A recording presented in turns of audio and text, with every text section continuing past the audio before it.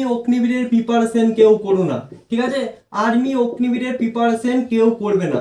এবার ভালো করে মনোযোগ সহকারে শোনো, যারা ভাই কোনো কারণে ফেল করে গেছো তোমরা এখন কি করবে। ফিজিক্যাল যার আর্মি অগ্নিবীরের চাকরি 100% এই বছর কিন্তু তার কিছুতে বাদ দিতে পারবে না। তুমি যত কম নাম্বারই পাও না কেন তোমাকে কিন্তু বাদ দেবে না। আশা করছি কি বলতে চাইছি বুঝতে পারছো। সের এবং সেমনি তোমাদের সকলের জন্য একটা বিশাল খুশির খবর ভাই। আর্মি অগ্নিবীর 2025 এই ভিডিওটা তুমি যদি এক্সাম পাস করে থাকো তাহলেও দেখবে, যদি কোনো কারণে ভাই ফেল করে থাকো তাহলে অবশ্যই দেখবে। আমি তোমাদেরকে বলে দেবো এখন কি করণীয়, ঠিক আছে? আর যারা পাস করে আছো ভাই তোমাদের এই বছর চাকরি নেওয়া কোনো ব্যাপারই না। কিভাবে আমি তোমাদেরকে এ টু জেড সিলেকশন প্রসেস সমস্ত কিছু বলে দিচ্ছি এবং একটা বিশাল খুশির খবর আছে, ঠিক আছে? তো যারা পাস করেছো তোমরা একটু শুনে নাও, তারপরে যারা কোনো কারণে ফেল করে গেছো তোমাদের নিয়ে একটা বিশাল ইম্পর্টেন্ট কথা বলবো, ভিডিওটা কন্টিনিউ করো। আর যদি আমাদের চ্যানেল নতুন হয়ে থাকো অবশ্যই সাবস্ক্রাইব করে পাশে থাকবে ভাই। দেখো ভাই আর্মি অগ্নিবীর 2025 প্রথমে তোমাদেরকে আমি সিলেকশন প্রসেসটা বলছি, ভালো করে শোনো। দেখো ভাই তোমরা কিন্তু 1 নাম্বার যেটা সেটা এক্সাম কিন্তু দিয়ে দিয়েছো, ঠিক আছে? Exam qualify. 2 নাম্বার ধাপ কি? 2 নাম্বার ধাপ হচ্ছে ফিজিক্যাল, ঠিক আছে? 3 নাম্বার ধাপ কি? ভালো করে মনোযোগ সহকারে দেখো, তোমাদের 3 নাম্বার ধাপ হচ্ছে অ্যাবিলিটি টেস্ট, ঠিক আছে? এই যে টেস্টটা দেখতে পাচ্ছ না এটা কিন্তু তোমাদের 3 নাম্বার ধাপ। এবং 4 নাম্বার ধাপ কি? 4 নাম্বার ধাপ হচ্ছে তোমাদের মেডিকেল। এবং 5 নাম্বার ধাপ তোমাদেরকে কিছু করতে হবে না, তোমাদের ফাইনাল জয়েনিং, ঠিক আছে? আশা করছি তোমরা এ টু জেড সিলেকশন প্রসেস বুঝতে পেরেছো। এবার বলবে দাদা আমাদের যে খুশির খবরটা বলছিলে সেটা একটু দাও। খুশির খবর হচ্ছে এটাকে তোমরা পুছে ফেলো, ঠিক আছে? এই বছর তোমাদের কোনো রকম অ্যাডাপ্টিবিলিটি টেস্ট কিন্তু হবে না, ঠিক আছে? তোমাদের সকলের জন্য একটা বিশাল খুশির খবর ভাই। তোমরা যেটা নিয়ে ভয় করছিলে সেটা কিন্তু তোমাদের হবে না। তোমরা সকলে এক্সাম পাস করে গেছো, তোমাদের শুধুমাত্র ফিজিক্যাল হবে, ঠিক আছে? ফিজিক্যালে যদি তুমি এক্সিলেন্ট মারতে পারো তোমার 100% আমি লিখে দিচ্ছি তোমার চাকরি হবেই।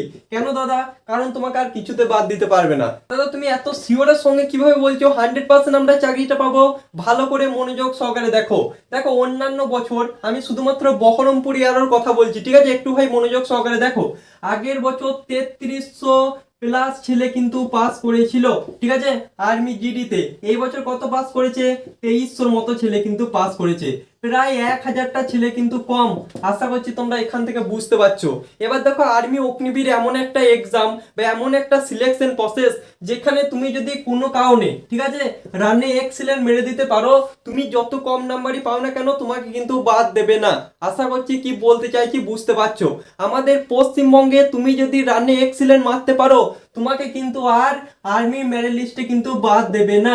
এবার অনেক বলবে দাদা আমরা রানিং এক্সিলেন্ট কিভাবে মারবো? দেখো তুমি বাড়িতে প্রিপারেশন করি কিন্তু রানে এক্সিলেন্ট মারতে পারবে। এবার যদি বলো দাদা আমার একটু গাইড লাগবে, তো আমাদের গাইডের জন্য মাত্র 30 জনকে নিয়ে একটা ব্যাচের ব্যবস্থা করা হয়েছে, ঠিক আছে? তোমরা যদি আমাদের এই ব্যাচে আসতে চাও মানে 30 জনের মধ্যে, তাহলে অবশ্যই এই নাম্বারে যোগাযোগ করে নিও, ঠিক আছে? আমি আর বেশি কিছু বলছি না, কারণ আমাদের কনসিস্টেন্সি ব্যাচের ছেলেদের জন্য এটা করা হয়েছে, ঠিক আছে?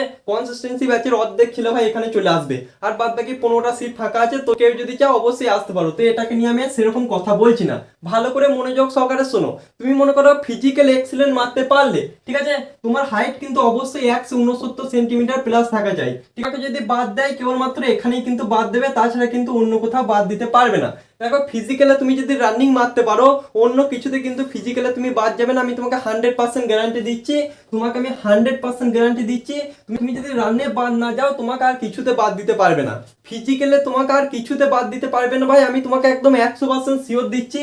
আর কিছুতে এমন কিছু নেই যে বাদ যাবার মতো, ঠিক আছে? তো সেসব নিয়ে ভিডিও আসবে, তোমরা সাবস্ক্রাইব করে থেকো। আমি তোমাদেরকে এ টু জেড ফিজিক্যাল নিয়ে ভিডিও বানিয়ে দেবো, ঠিক আছে? তারপর তো ভাই সম্পূর্ণ তোমার ভাগ্যের উপর নির্ভর করছে মেডিকেলটা, এটা কিন্তু ভাই তোমার হাতে নেই। কিন্তু তোমাদেরকে বলবো ভাই পরিষ্কার পরিচ্ছন্ন হয়ে যাবে, কনফিডেন্সের সঙ্গে থাকবে, তোমরা কিন্তু মেডিকেলেও 100% পাস করবে। এবছর তোমাদের সব থেকে বড় যে ভয়টা ছিল সেই ভয়টা কিন্তু কেটে গেল, এটা কিন্তু আর হবে না, ঠিক আছে? এটাকে তোমাদের লাইফ থেকে আমি পুছে দিলাম, ঠিক আছে? সেটাকে নিয়ে চিন্তা করার কোনো কারণ নেই। তোমরা ভালো করে ফিজিক্যালের প্রস্তুতি করো ভাই। ফিজিক্যাল যার আর্মি অগ্নিবীর চাকরি কিন্তু 100% তার, ঠিক আছে? ফিজিক্যাল যার আর্মি অগ্নিবীরের চাকরি 100% এই বছর কিন্তু তার। পরের বছর কি হবে ভাই বলতে পারছি না, কিন্তু এই বছর যারা পাস করেছো সকলকে অল দ্য বেস্ট। এবার ভালো করে মনোযোগ সহকারে শোনো, যারা ভাই কোনো কারণে ফেল করে গেছো তোমরা এখন কি করবে। তো বলছে দাদা আমি ফেল করে গেছি আমি কি করব, আমাকে একটু গাইড করে দাও।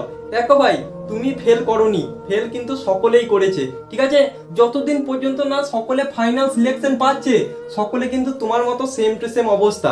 ঠিক আছে, কেউ মনে করো সমস্ত কিছু কোয়ালিফাই করার পর এই জয়েনিং লেটারে তার নাম এলো না, সেও কিন্তু সেম টু সেম তোমার মতনই ফেল। তো সকলে কিন্তু আমরা ফেলেই আছি। ঠিক আছে, আমাদের লক্ষ্য হচ্ছে সাকসেস পাওয়া, আমাদের লক্ষ্য হচ্ছে চাকরি পাওয়া। ঠিক আছে, তুমি চাকরি পাবে তবেই কিন্তু ভাই তুমি সাকসেসের চূড়ায় পৌঁছাবে। শুধুমাত্র একটা এক্সাম পাস করে কখনো কেউ সাকসেস পায় না। ঠিক আছে, তো তোমার সামনে আরো অনেক লক্ষ্য আছে ভাই, তো সেইগুলোর দিকে ফোকাস করো। আর আর্মি অগ্নিবীরে যারা ডেডিকেটেড প্রিপারেশন করবে ভাবছো, তোমাদেরকে একটা আমি রামবান বলছি, আর্মি অগ্নিবীরের প্রিপারেশন কেউ করো না।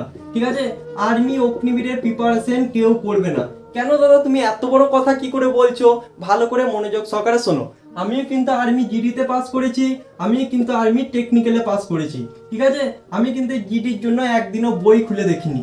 ঠিক আছে, আমি কিন্তু জিডির জন্য আজ পর্যন্ত একটা মক টেস্টও দিইনি, আমি কিন্তু একটা বই খুলেও দেখিনি। সেখানে 50টা কোশ্চেনের মধ্যে 43টা কোশ্চেন কিন্তু পড়ে এসেছি। তোমাদের সকলকে বলছি যে কোনো একটা বড় এক্সামের জন্য প্রিপারেশন করো। অনেক বলে দাদা বড় এক্সাম মানে কি? তোমরা সকলে এসএসসি জিডির জন্য প্রিপারেশন করো। এসএসসি জিডি, এসএসসি জিডিতে যে সাবজেক্টগুলো আছে না, সেটা যদি তুমি ভালো করে পড়তে পারো খাতার মধ্যে নোট করে, ঠিক আছে, কোনো মোবাইল ধরে নয়, শুধুমাত্র খাতার মধ্যে নোট করে যদি পড়তে পারো, তাহলে ভাই তোমার সমস্ত এক্সাম কিন্তু কভার হয়ে যাবে। এর মধ্যে ডাব্লিউপি কভার হয়ে যাবে, এর মধ্যে কেপি কভার হয়ে যাবে, এর মধ্যে রেলের এক্সাম কভার হয়ে যাবে, এর মধ্যে আর্মি অগ্নিবীর কভার হয়ে যাবে, এর মধ্যে এয়ারফোর্স ওয়াই গ্রুপ কভার হয়ে যাবে, আরো বিভিন্ন এক্সাম আছে যারা এসএসসি জিডি সেম সিলেবাসে কিন্তু কভার হয়ে যাবে। আশা করছি তোমাদেরকে কি বোঝাতে চাইছি তোমরা বুঝতে পেরেছো। কিন্তু তোমরা যদি শুধুমাত্র আর্মি অগ্নিবীরের জন্য প্রিপারেশন করো, তোমরা কিন্তু আদার্স কোনো এক্সামে পাস করতে পারবে না। তো তোমাদের সকলকে বলছি একদম ভাই মন খারাপ করো না। ঠিক আছে, তোমরা ফেল, আমরাও কিন্তু ফেল। ঠিক আছে, যতদিন পর্যন্ত না সিলেকশন পাচ্ছি আমরা সকলে কিন্তু ফেল। তো সকলে ভাই একসঙ্গে ভাই সাকসেসের চূড়ায় উঠবো, তার জন্য এই চ্যানেলটার নাম রাখা হয়েছে স্টাডি উইথ সুমন। ঠিক আছে, আশা করছি তোমরা এতদিনে বুঝতে পারছো। তো আজকের মতো এই পর্যন্তই। তোমাদের সামনে ভাই ধামাকা ধামাকা ভিডিও আসতে চলেছে, চ্যানেলটিকে সাবস্ক্রাইব করে পাশে থেকো। তো আজকের মতো এই পর্যন্তই বস। জয় হিন্দ, বন্দে মাতরম। যারা পাস করে যাও ফিজিক্যাল মেডিকেলের জন্য অল দ্য বেস্ট, অনেক অনেক শুভেচ্ছা।